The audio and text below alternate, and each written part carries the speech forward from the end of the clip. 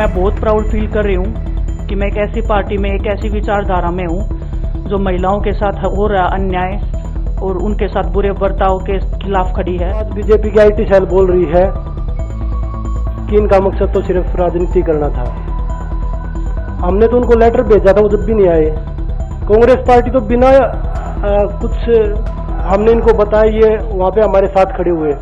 नमस्कार, मैं हूं राम विश्वकर्मा। आप देख रहे हैं एनबीटी ऑनलाइन। देश के दो चर्चित और नामचीन पहलवान विनेश फोगाट और बजरंग पुनिया कांग्रेस पार्टी में औपचारिक तौर से शामिल हो गए हैं। पार्टी में शामिल होने से पहले दोनों ने राहुल गांधी और मल्लिकार्जुन खड़गे से मुलाकात भी की। कांग्रेस पार्टी की सदस्यता ग्रहण करने से पहले विनेश फोगाट ने भारतीय रेल में ओएसडी के पद से अपना इस्तीफा भी दे दिया। कांग्रेस के राष्ट्रीय महासचिव के.सी. वेणुगोपाल और पवन खेड़ा ने उन्हें पार्टी की सदस्यता ग्रहण करवाई। कांग्रेस में शामिल होने के बाद दोनों ने भारतीय जनता पार्टी को लेकर जमकर अपनी भड़ास निकाली। विनेश फोगाट और बजरंग पुनिया ने बीजेपी पर सिर्फ राजनीति करने और परेशान हुई महिला पहलवानों का साथ न देने का आरोप लगाया। दोनों ने कांग्रेस पार्टी की सदस्यता ऐसे समय पर ग्रहण की है जब कुछ हफ्ते में ही हरियाणा विधानसभा के चुनाव होने जा रहे हैं।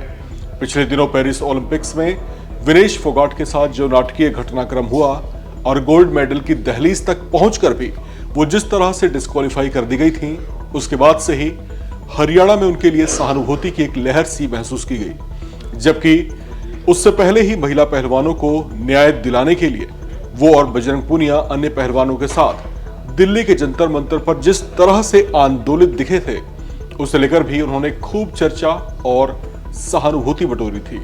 अब कहा जा रहा है कि उनके हरियाणा विधानसभा चुनाव से ऐन पहले कांग्रेस में शामिल होने से कांग्रेस पार्टी को माइलेज मिलेगी।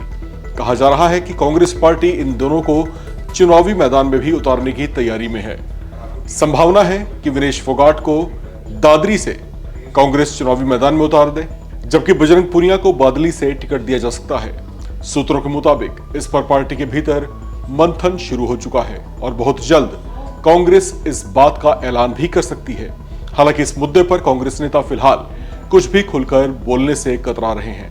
आपको बता दें कि कांग्रेस में शामिल होने से पहले ही विनेश फोगाट किसानों के मुद्दे पर सक्रिय दिखाई देने लगी थी। कुछ दिन पहले विनेश फोगाट ने पंजाब हरियाणा के बीच शंभू और खरौनी बॉर्डर पहुंचकर किसानों के प्रति अपना समर्थन जताया था। उन्होंने कहा था कि केंद्र सरकार को उनकी मांगों पर ध्यान देना चाहिए। फोगाट का राजनीति में प्रवेश हरियाणा की राजनीति में एक बड़ा बदलाव ला सकती है। कांग्रेस नेता ये मानकर चल रहे हैं कि अब की बार हरियाणा में सत्तारूढ़ बीजेपी को जोरदार एंटी इनकम्बेंसी का सामना करना पड़ सकता है, जबकि कांग्रेस के पक्ष में चुनावी हवा का रुख तेज हो सकता है। ऐसे में विनेश और बजरंग के कांग्रेस में शामिल होने से उसे चुनावी लाभ होने की पूरी संभावना प्रबल होती दिख रही है। कांग्रेस खुद भी चाहेगी कि दोनों चुनावी कैंपेन में खुलकर सक्रिय रहें, जिसका कांग्रेस को भरपूर लाभ हो सकता है। हरियाणा में 5 अक्टूबर को मतदान होगा, जबकि मतगणना 8 अक्टूबर को होगी। ऐसे में चुनाव को अब ज्यादा फासला नहीं बचा है। लिहाजा अगले कुछ दिनों में ऐसा हो सकता है कि बजरंग पुनिया और विनेश फोगाट को लेकर कांग्रेस पार्टी कोई बड़ा फैसला करे। इनके नाम का जो है औपचारिक ऐलान किसी सीट से कर दिया जाए।